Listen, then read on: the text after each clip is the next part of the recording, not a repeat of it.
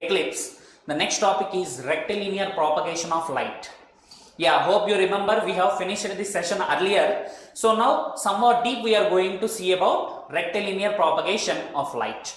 What is rectilinear propagation of light? Once recall yourself. If the light travels in straight line, such a property is called as rectilinear propagation of light. Let us see some more deeply about this concept. Light travels in straight line as long as it is traveling in the same medium. We have discussed already. We can observe the light travels in a straight line.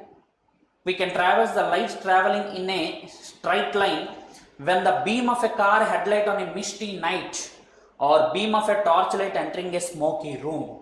Examples. For example, very clearly, we will often go to movie theaters to watch movies. So if you see very clearly, children, once the movie has begun, lights will be off in the theater. Only one light will be coming from our backside, that is from the projector room. From the projector, the light will be coming onto the screen. That is the reason we can be able to see the movie. Then if you observe very clearly, the path of the light, a straight line path. That is also one of the example. And here one more example they have given, the beam of car headlights.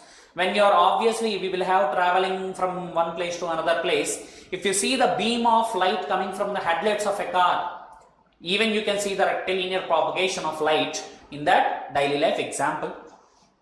We can also perform an experiment to demonstrate that light travels in a straight line. Children, already we have did previously one experiment that two children are watching a candle. One student is watching in a straight line, the other one is in a different path, not in a straight line, where this person can see and this person can't see the light, right? Have you recalled it? Let us see one more, the diagram of that experiment which we have done. So this is the experiment, children.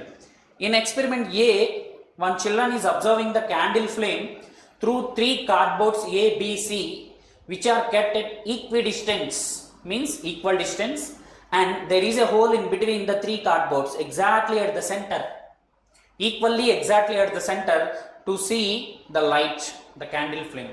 Now I can see very clearly the candle flame, but whereas coming to condition B, here the second cardboard is not as straight with A and C.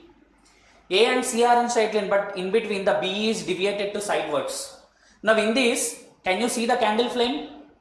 No, because it is not in a straight line, it is like this, so we can't see the candle flame. This is demonstrates that light travels in straight lines. Clear? Moving on to reflector. What is meant by a reflector? Let us define it. For example, it's whatever the light falling on it, if it reflects everything, the light falls on it, then such a type of tool or surface is called as a reflector. In our daily life, can we say mirror as a reflector? Yeah, because whatever the light falling on the mirror will be reflected back. So mirror is a reflector. Let us see.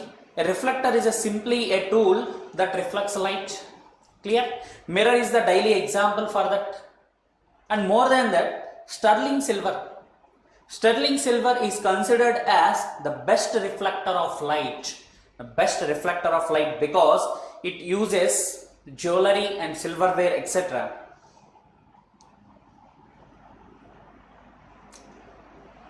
This alloy comprises of about 92.5% of silver, whereas the remaining amount will be copper and some other metal types. Reflector is known as the important device which creates reflection such as mirror. That is called as a reflector.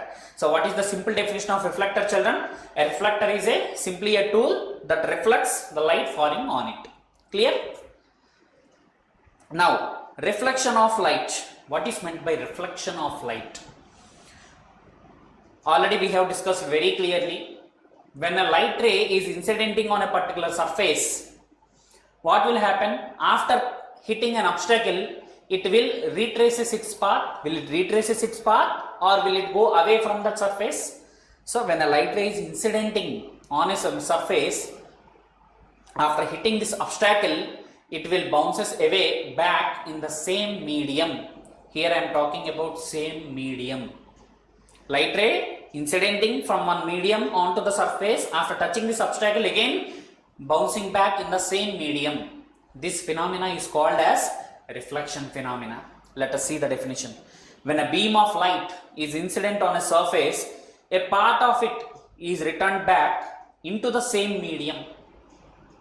The part of light which is returned back into the same medium is called as which light? Reflected light. The remaining part of light is absorbed. What will happen?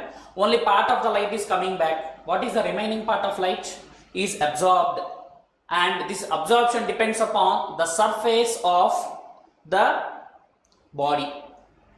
For example, if the surface on which the incident light strikes is opaque, or it is partly transmitted and partly absorbed if the surface is transparent. So absorption of light depends upon that surface, whether it is a transparent surface or it is an opaque surface. So this is called reflection of light.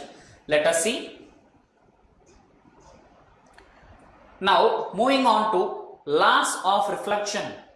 For to do everything, there are some restrictions, there are some instructions, there are some rules and regulations, right? For example, if we need to go to school, we should be regularly we need to go. Discipline we have to maintain. We need to go in a proper uniform. We need to reach school on time. So there are all these such a type of rules are there. So here also for reflection there are some laws. There are 2 laws of reflection. What are the 2 laws of reflection? Let us see. This is the diagrammatical representation of the 2 laws of reflection. In a single diagram, we can show 2 laws of reflection. The first law says that the angle of incidence, which is this part, and the angle of reflection, that is this part, are same. Angle of incidence, angle I, equals angle of reflection, angle R. Clear, children? That is the first law of reflection. First law of reflection states that angle of incidence is equals to angle of reflection. Second law says that the incident ray, the reflected ray, and the normal at the point of incidence lie on the same plane. Lie on the same plane. That is called as the second law of reflection. Now, hope you have 50% of confusion near the laws of reflection. To clear that confusion, I will move forward to make you better clear about these 2 laws diagrammatically and practically. As I already discussed the first law and second